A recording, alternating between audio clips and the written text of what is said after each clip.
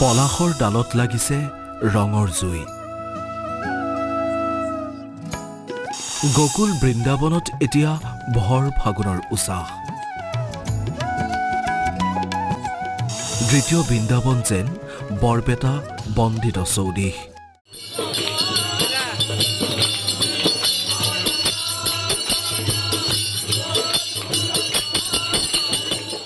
বৈষ্ণৱ পৰম্পৰাৰে পৰিপূৰ্ণ সত্ৰপীঠ বৰপেটাৰ হৃদ স্পন্দন হোলী। হোলী কেৱল বৰপেটাৰ বাবে পৰম্পৰা হৈ থকা নাই, হোলী হৈ পৰিছে অভিন্ন পৰিচয়।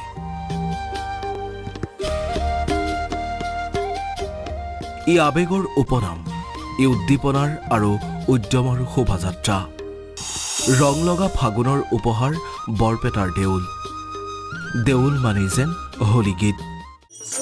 চুমি কৰে ফুলে মধু মলয়া আজ কুলিৰ পঞ্চমতানে মন প্ৰাণ উচাতন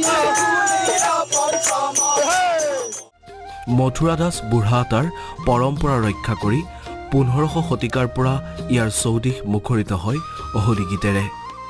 প্ৰকৃতি পুৰুষ দুইৰো নিয়ন্ত্ৰা মাধৱ, সমস্তৰে আত্মা হৰি পৰম বান্ধৱ।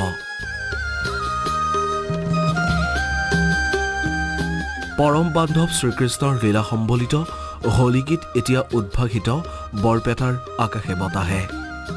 বিশাল আৰু বৰ্ণাঢ্য কাৰ্যসূচীৰে এইবাৰো ব্যতিক্ৰম নহয় বৰপেটাৰ দেউল।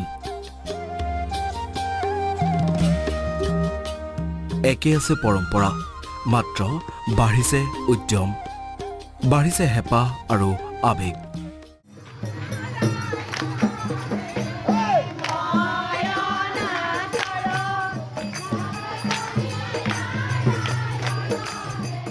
আজি গন্ধৰ্ব যাত্ৰা আৰু হোলিকা দাহন। পৰম্পৰা অনুসৰি আজি গৰ্ভগৃহৰ পৰা কীৰ্তন গৃহৰ চৌদিশে ঘূৰাই চৌহদলৈ উলিয়াই অনা হ'ব কলীয়া গোসাঁইক। দেৱবাদ্যৰ ধ্বনিৰে যেন বৈকুণ্ঠপুৰীলৈ ৰূপান্তৰিত হ'ব কীৰ্তন গৃহ। তাৰ লগে লগে আৰম্ভ হ'ব ভৰ দেউলৰ।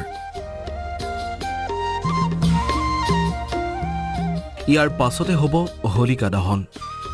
ভক্তই অনা ইকৰাৰ দম দাহ কৰি ৰক্ষা কৰা হ'ব পৰম্পৰা।